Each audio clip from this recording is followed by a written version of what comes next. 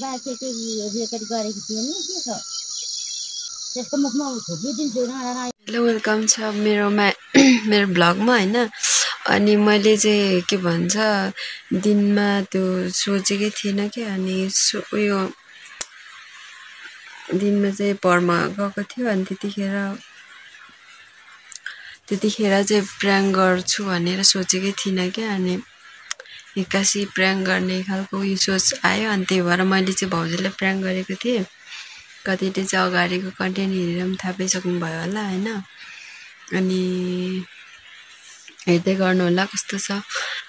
अनि मैले चाहिँ यो चाहिँ प्र्याङ्क चाहिँ फर्स्टचोटि गरेको हो। तर अलिक के एक्सपिरियन्सहरू नै छैन, के पनि आउँदैन। त्यही भएर हेरिदिनु होला। भाउजू आउनु भाउजू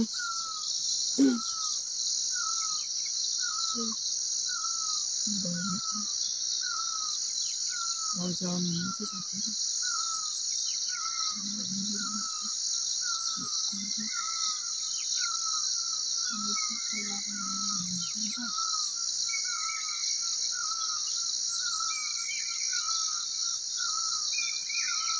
भाउजू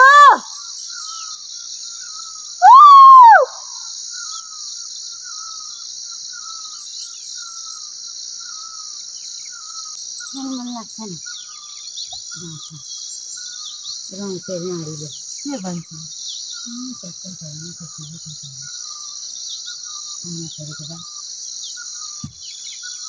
हजुर एउटा कुरा सोध्नु भने के छ हो कि होइन के उयो मैले जार खाएको भन्नु हो कल गाउँभरि हाल्ला रहेछ त।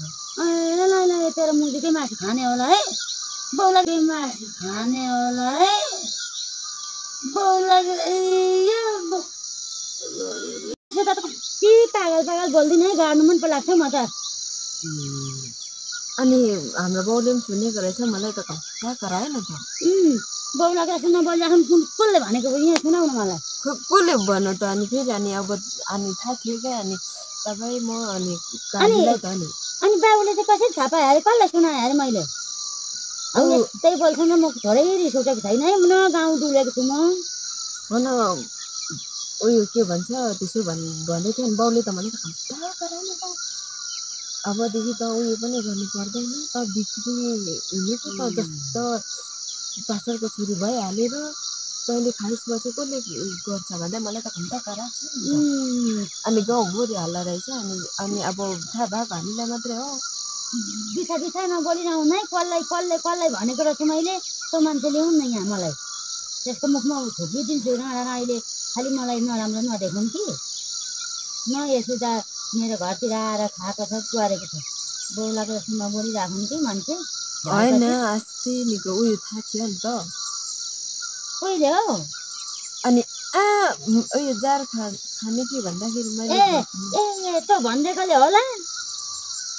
भनिदिएकोले उयो माथि सबै गाउँभरि उयो रहेछ। अनि त्यो नभएको कुरा नभए मैले जिस्केर यसो त जहाँ खान्छौ भनिदिएको थिएँ। अनि त्यही कुरा गरेको होला नि बिचमा। अनि हाम्रो बाउले चाहिँ कसरी सुन्नु हल्ला रहेछ। अनि अब थाहा भएको हामीलाई मात्रै हो। बिछा नबोलिरहनु है। कसलाई भनेको रहेछु मैले। त्यो मान्छे ल्याउनु न यहाँ मलाई। त्यसको मुखमा थुकिदिन्छु राणा राईले। खालि मलाई नराम्रो नदेखाउन् कि त्यसको मुखमा थुकिदिन्छु राणा राई। यो गाउँको मान्छे यस्तो छन् र उस्तो छन् भनेर मलाई त थाहा छ। त्यसले मेरो गुनु पखालेर के पाउँछन् राणीहरूले। फेरि न म गाउँतिर गएको छु त्यही परमा जान्छु घरिघरि। त्यहाँदेखि थाहा नै छैन। त्यो दिन त खोइ के पो गरेको थियौँ हौ हाम्रो। खोइ के पो गरेको थियो। खान्छ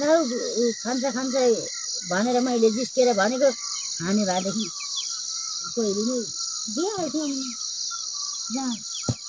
अनि हाम्रो बाउले चाहिँ कसरी थाहा पायो त।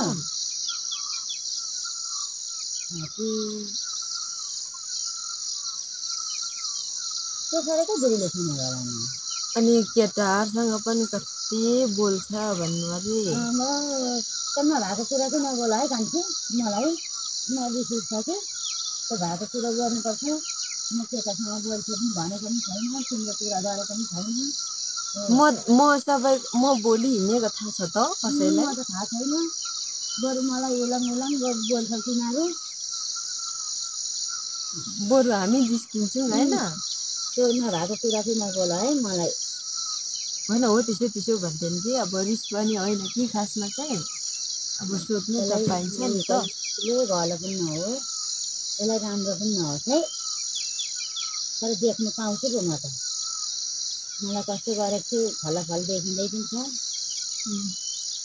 भएको कुरा पो गर्नुपर्छ कसरी यसलाई उता लगाउनु के गर्नु भन्छन् मान्छेले म थाहा पाएको भएको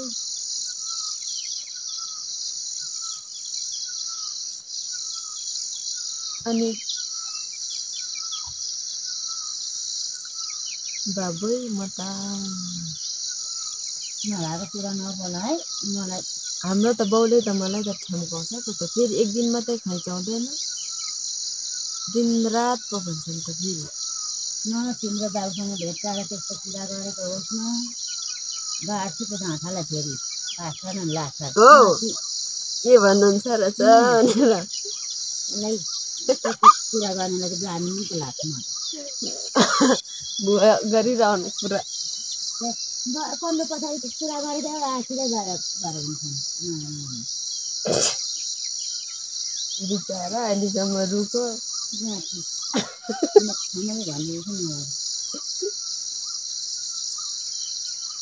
हाँस्नु न हाँस्नु न यति गएको त्यस्तो भन्छु यो त अब मन पर्थ्यो होला मर्छु पनि होला छिटो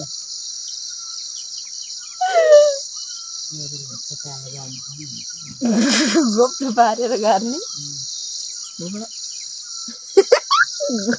गोप्रो पारेर गाड्दा चाहिँ कस्तो देखिन्छ राम्रो देखिन्छ तेरो कोटी पनि देखाउनु तेरो पिन्ट पनि तेरो बाउ देखाउँछ मेरो बाउ दलबहादुर